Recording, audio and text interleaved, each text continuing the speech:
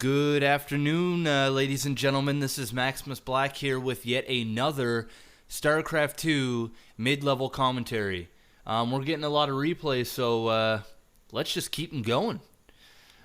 So we've got a yellow Protoss starting in the east position, and his name's Foggy.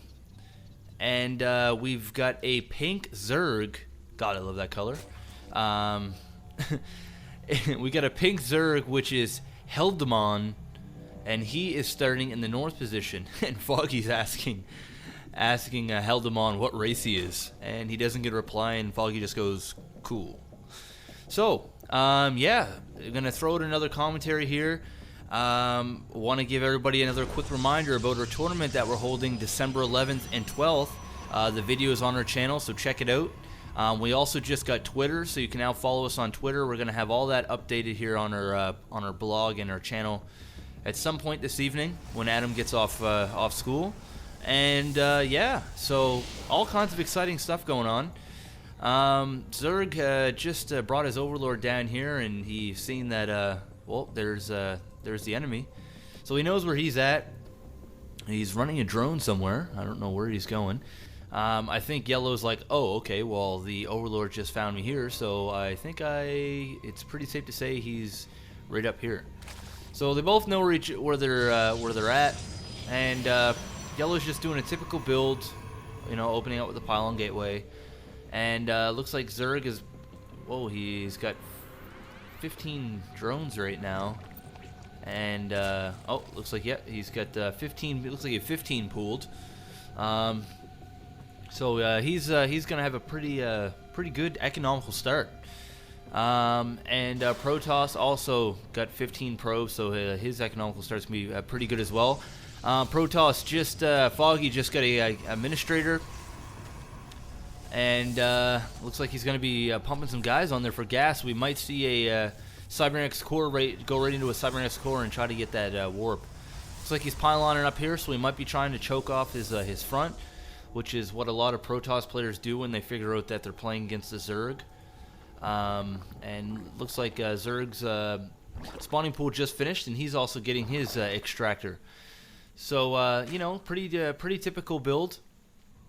I want to go ahead and say that this is a gold level game. I'm pretty sure that's what it is. If it isn't gold, then it is a silver, but I'm almost certain that this is a gold level game. So we should see some pretty good play here. Looks like Pink is jumping right into the Roach Warren. Man, oh man, Zerg players really favor the Roach since that update. You know, they made them stronger. You know, made other units in the game not as strong, and Roaches really stand out as a really great basic unit. You don't see a whole lot of Zerg players kind of open up with that big rush of Ling, you know, that overwhelming rush of Ling, because if you just wait an extra 2 minutes and get that gas and get that Roaches are far more are just better units. They just do more damage. They're stronger. They have really good upgrades. Only thing is you know, you got to get the gas going. But for a Roach, it's only 25 gas, so it's really not all that expensive. Whoa! It looks like I missed. Yellow tried to put up a proxy pylon right here. I don't know if it was either so he could use a proxy because he is upgrading his warp. But also a lot of the time is Protoss players like to stick a pylon there so that it keeps the Zerg from building that quick expansion. It slows them down quite a bit, and it forces, you know, Pink there to build a couple of Zerglings, sorry, and waste, you know, $50, and also, you know, waste the time and effort into killing that before he can actually get his expansion. So that might have slowed down Pink a little bit, but, you know, no big deal. Whoa, it looks like we got a fast layer, so we might be seeing some Roach upgrades here.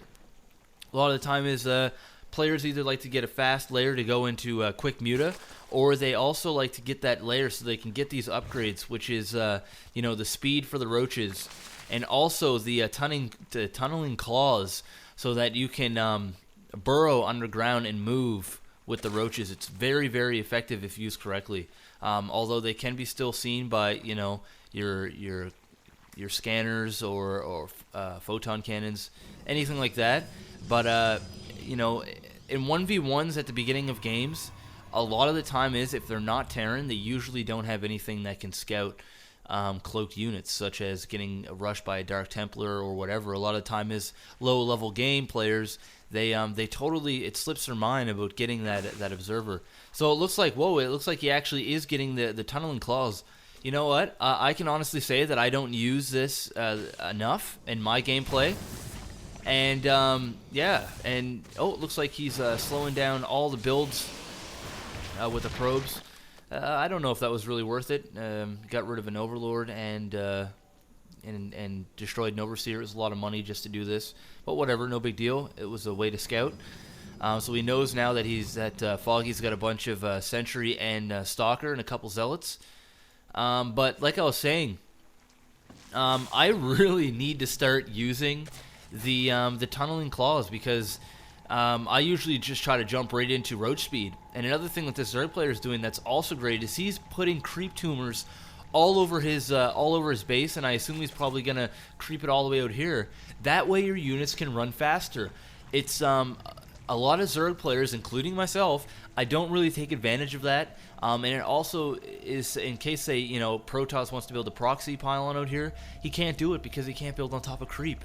So it's a really great, it's really effective to use. I mean, you're going to want to get more than one queen to do it, because you're going to want to have at least one queen devoted into pumping larva, because it does cost 25 charge every time you do extra larva. So you're not going to be able to afford to do tumor, which also costs 25. So you're going to want to devote one queen solely into getting your larva. But it looks like yellow might be coming up here to try to attack, and I don't know if this is such a good idea. That's quite a bit of roach, and we got more roach coming. We got 17 roach, and these roach, if used correctly and kited correctly and micromanaged, are going to take out these zealots with relative ease. So they're down already, and you know, the sentries did a couple of good force fields. Could have been a little bit better with the force fields. Looks like we're burrowing and with the roach. Wow, good play, backing off the Protoss, and whoa, it looks like he may actually. This is huge. He may actually pop his head up here and do some damage, and that's what he's doing. Wow, excellent attack here by Helldemon, and these Stalker are pretty scared, are dying pretty quickly, and I think these Stalkers are going to go down here with relative ease. And we got some more roaches in the base. We still got 18 roach. And he did that with ease. The Protoss player now getting his expansion, doing that attack and expanding, but that attack just did not work. Pink hopefully will not waste any time in sitting around, and hopefully will counterattack right away, because yellow is starting to get a couple of photon cannons, and if those photon cannons finish, they will be able to see burrowed roach. But the roach are coming down right away. I like this. I like a player that just does not wait, wants to get right back in the action and hit him while he's hurting. Yellow here, only 150 minerals. His minerals are hurting bad. He's wasting it all here on photon cannon. He's only got 2 stalkers. The cannon are just finishing. He needs to pop those guys up, and it looks like these roach are going to take out these cannon with ease. Wow, see, roach are just strong units, especially when you focus fire. I mean, when you have 18 of these suckers focus firing on one cannon, all it is going to take one blast. Foggy doesn't even GG, and he quits the game out 12 minutes and 32 seconds in. That was a quick game, and Pink did a great job with, you know, he still had 1,200 minerals, was building a second hatchery, and you know, he countered right away. Once he defended that attack, he went right in there and countered. Kudos to him. Both players played pretty well. I can't really say much. I can't really critique any big you know, problems with the play. If I had to say anything, it would be yellow. When seeing all those roach, he should have backed off and went back to his base, and then kind of solidified his expansion that way, and just said, okay, whoa, let's back up here. You know, let's not fully commit to this attack, because Pink has a little bit too much. But you know what? When you're in the moment and you're playing, sometimes you just don't think like that. And you know what? Pink actually, it was just a lot of units. It's just a whole lot of units to defend against. So yeah, I want to give kudos to those guys. I want to also thank everyone that's once again sending in replays and keeping this channel as active as possible. Me and Adam really appreciate it. I want to give a quick shout out to the Gabu X and a couple of the Sandman and a couple of other players that we have posted on our blog that we said that commentary was coming up for the games.